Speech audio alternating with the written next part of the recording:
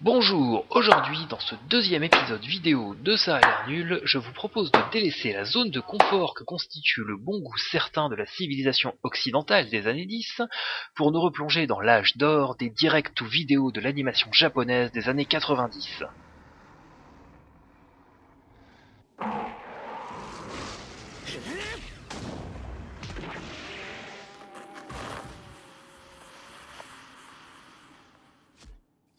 Ça a l'air nul.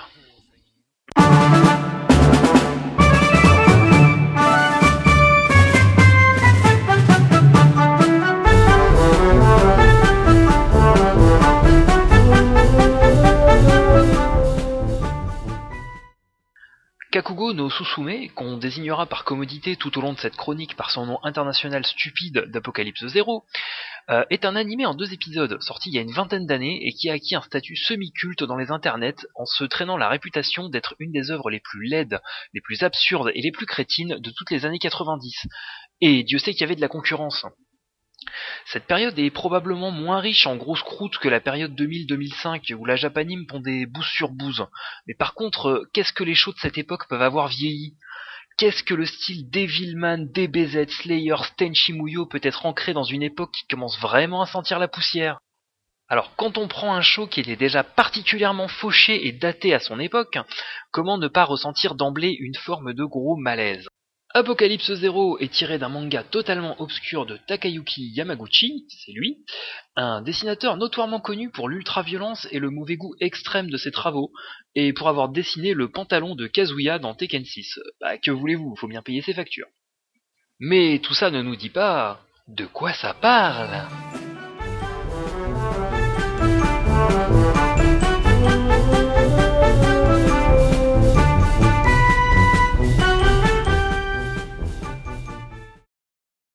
Apocalypse Zero est étrangement difficile à pitcher sans avoir l'air encore plus con qu'il ne l'est en réalité. Dans un futur indéterminé, le Japon a été détruit par une guerre nucléaire et la société est ravagée par des pillards, des mutants et des cafards géants. Dans cet univers inhospitalier, où la vie continue malgré tout, 2 frères, Kakugo et Arara, reçoivent des armures magiques vaguement insectoïdes avec personnalité intégrée, qui leur permettent de casser la gueule à environ n'importe qui. À ce propos, à ce stade de la vidéo, notons quand même pour la bonne compréhension des images que vous avez sous les yeux, que Arara est un garçon avec un corps de fille, que c'est jamais particulièrement expliqué ni exploité, mais c'est comme ça, c'est sans doute pour faire chier Frigide Barjo par anticipation. Alors que le gentil Kakugo va se servir de son armure pour faire le bien, et faire régner l'ordre et la tranquillité dans son lycée, le Japon ayant gardé un solide système scolaire post-apocalyptique, son frère va se mettre en tête de créer un empire du mal multi-ethnique et sadomasochiste, pour détruire ce qui reste de l'humanité, afin de la punir d'avoir détruit la biosphère. Et vu la grosse collection de gueules cassées et de dégénérés congénitaux qu'on va avoir sous les yeux pendant tout le long des 2 épisodes, on a du mal à pas être d'accord. Pour arriver à ses fins, Arara a développé un art martial démoniaque et imparable qui consiste à transformer ses mains en ventouses à caca et à arracher les tripes de ses adversaires. Presque aussi efficace que le poing de l'étoile du Nord. Sur la main, style ancien, noble et tout. Attention, sur la main, embrassez-vous. Bon, comme vous avez d'ores et déjà pu le constater si ça vous a pas immédiatement rendu aveugle, tout ceci baigne dans une laideur crasse, une confusion totale et un n'importe quoi généralisé à tous les niveaux. Avec un chara-design assez loin en dessous de ce qui est tolérable par l'œil humain, il faut bien l'admettre. C'est tout simplement immonde. Le mauvais goût absolument incroyable des antagonistes combattus par Kakugo n'aide certainement pas à ne pas vomir au bout de la 5e minute. L'animation, le doublage, la musique, les dialogues, tout confine au n'importe quoi absolu. Et c'est largement amplifié par une espèce d'ambition délirante de résumer pas loin de 2000 pages de manga en 1h30. Au final, même en faisant abstraction du gloubi-boulga visuel et auditif qui sature l'esprit du spectateur, et en se concentrant que sur l'histoire en elle-même, on se retrouve face à un truc aussi bidon qu'incompréhensible. Pourquoi, alors que toute la végétation est supposée avoir disparu lors de la guerre nucléaire, l'épisode 2 se passe dans une forêt ? Pourquoi, alors que l'eau est si précieuse, les étudiants vont à la piscine ? Pourquoi Arara, qui veut éradiquer l'humanité, emploie-t-elle des humains ? Pourquoi tout est en ruine, sauf le gymnase de l'école, qui ressemble à un bunker futuriste ? Et pourquoi... Mais pourquoi ces figurants sont si laids ? Pourquoi ?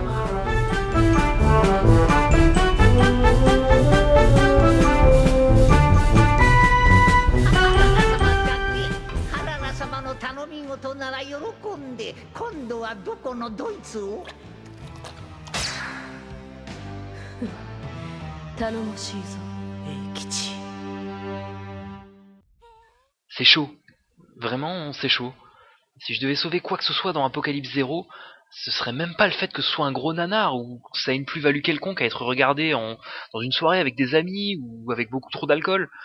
Parce qu'en plus de tout ça, cet animé, ça se paye le luxe d'être incroyablement chiant. C'est chiant comme la pluie. C'est chiant comme la pluie en novembre sur les charbonnages de Charleroi. Dans le béton et la rage est écrite sur les murs. Il neige sur Charleroi, il n'a pas de toit. Et mes yeux hagards se perdent dans le froid. Bon, évidemment, sur l'heure et demie que constituent les 2 épisodes, il y a quelques moments qui peuvent faire sourire, si on est sensible à cet humour très Saints Row, qui consiste à balancer des nichons et des pénis partout. Mais Seigneur, c'est surtout mais alors très gênant. À la rigueur, on peut se dire que c'est probablement un très bon élément facile à replacer en société, à la sauce non mais moi, tu sais, j'ai vu l'animé le plus moche de tous les temps. Ben non, c'est pas Mars of Destruction, sale noob. Il y a des trucs encore vachement plus laids, vachement plus chiants, t'as vu? Mais vraiment, à part ce côté explorateur de l'extrême, je vois vraiment pas d'autre intérêt de regarder Apocalypse Zero.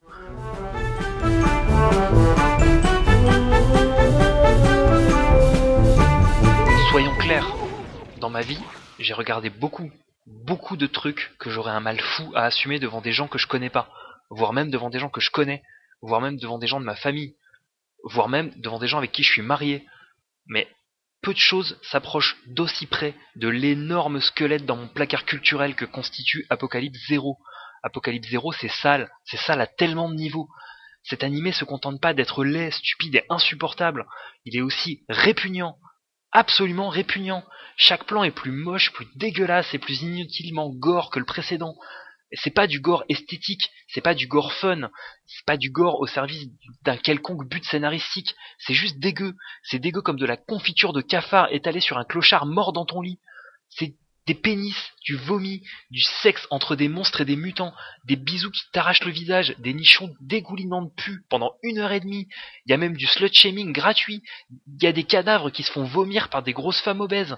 Sérieusement, on navigue en plein dans le pire de la culture rotten.com. Pour ceux qui ont eu internet avant 2000, ils savent. Il faut pas regarder Apocalypse Zero, c'est sale. C'est le rotten.com de 1996 en animé. Personne ne devrait se voir infliger le visionnage d'Apocalypse Zero. Personne. C'est nul.